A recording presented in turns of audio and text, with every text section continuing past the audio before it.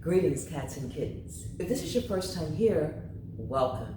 And if you are returning, welcome back to Libby's Lullabies. Today I am going to be reading Stanley the Dog, The First Day of School, written by Bobby Bones with illustrations by Stephanie Laberis. And I want to thank my friend Avery for giving me this book. I have really enjoyed it. Thank you, Avery. Thank you, thank you, thank you, thank you, thank you. You're the best. So I want you guys to sit back or lie down. Either way, just relax and enjoy the story.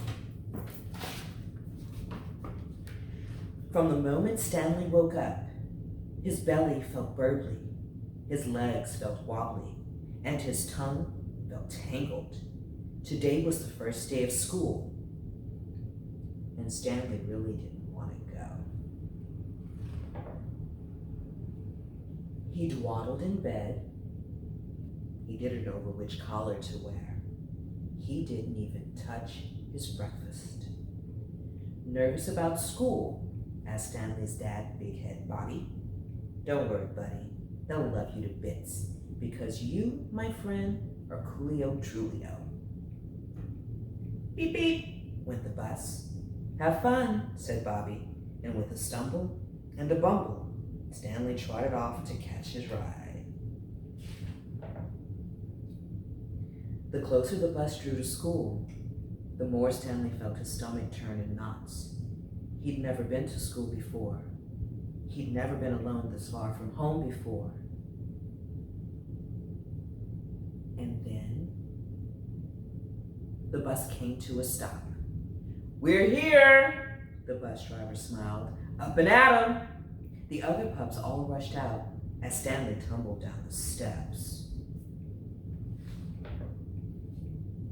Inside, Stanley wasn't sure where to go.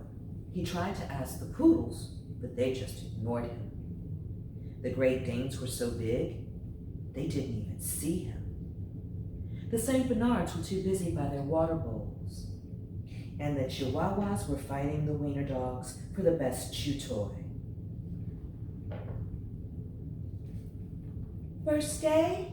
Stanley spun around. Who said that? He asked. Up here. Stanley looked up,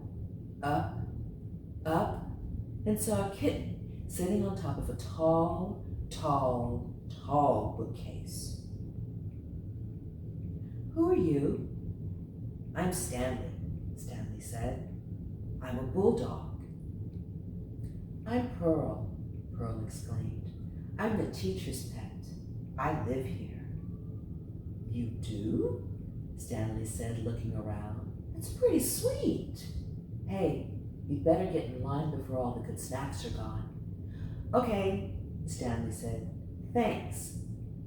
He really didn't want to leave the first nice pet he'd met, but he also didn't want to miss out on snack time. Hey, new kid, into the line, okay? A hound howled at him. Stanley sighed. Okay. He shuffled to the back, but by the time it was his turn, the only snacks left were biscuit crumbs. Stanley moaned. Biscuit crumbs wouldn't be enough for a dog with a belly as big as Stanley's. But then, bonk, something hit him on the head. A whole, big, perfect biscuit. Where do you think the biscuit came from? Before Stanley could thank Pearl, the teacher clapped her hands. Welcome, everyone.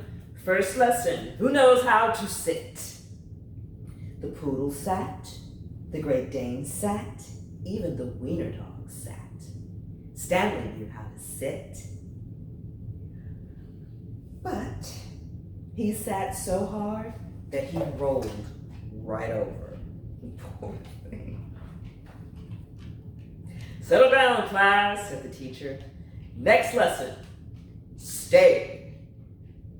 Stay. Stanley was really good at staying. He barked so the teacher would see. Stanley, no barking in class, the teacher told him. Next lesson, said the teacher. Roll over. Roll over? Stanley knew how to sit. He knew how to stay. He knew a lot of things, but he didn't know how to roll over. Psst! Stanley, Pearl hissed. Like this.